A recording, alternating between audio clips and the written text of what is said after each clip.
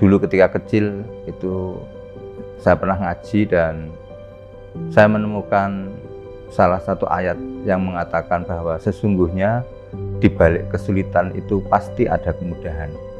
Inilah yang mendorong saya, dan ternyata setelah saya belajar tentang bimbingan konseling, tentang psikologi, itu merupakan afirmasi positif yang mendorong kita untuk berbuat lebih baik dan untuk berharap bahwa selalu ada solusi terhadap permasalahan.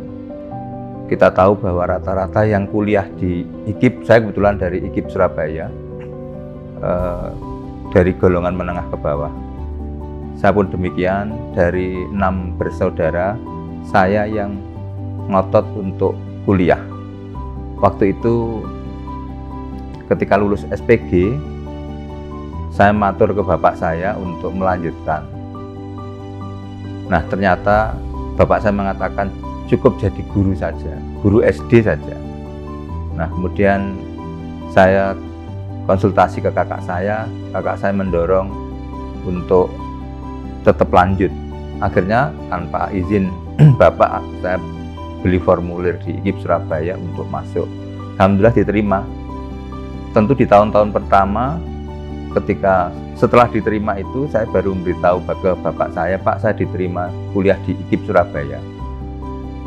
Waktu itu bapak saya juga kaget loh. Terus biayanya seperti apa?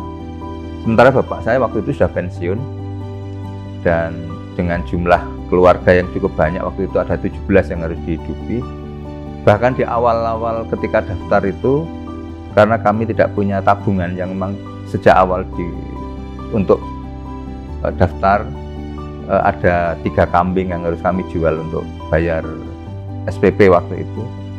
Salah satu pengalaman yang juga sampai sekarang mesti saya ingat itu adalah ketika sebagai mahasiswa itu uang itu tinggal 5.000, kemudian itu untuk harus hidup sebulan. Saya bilang gimana ya gitu ya.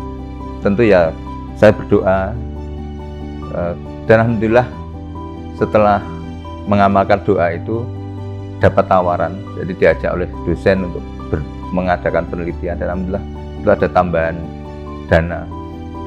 Dan alhamdulillah setelah berjalan perkuliahan, saya dapat beasiswa. Ada 2 beasiswa yang saya dapat, yaitu ada beasiswa Super Semar itu yang sampai lulus, kemudian ada juga beasiswa dari yayasan, dan itu yang juga mendorong saya bisa lulus S1. Setelah lulus S1 itu ada rekrutmen dosen di IKIP Surabaya, dan alhamdulillah kami diterima.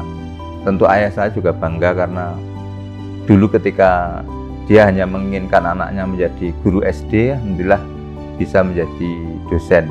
Itu kebanggaan yang luar biasa. Saya bisa S2 di UGM, kemudian bisa juga S3 di UM dan meraih guru besar. Dan itu satu-satunya di keluarga saya yang bisa meraih sebagai guru besar. Ya, tentu saya merasa yang pertama bersyukur pada Allah, karena tanpa petunjuknya, tanpa takdir yang diberikan Allah kepada saya tidak mungkin bisa mencapai sampai guru besar. Kita harus selalu punya harapan, punya asa, dan untuk mewujudkan harapan itu penuh harus dengan perjuangan.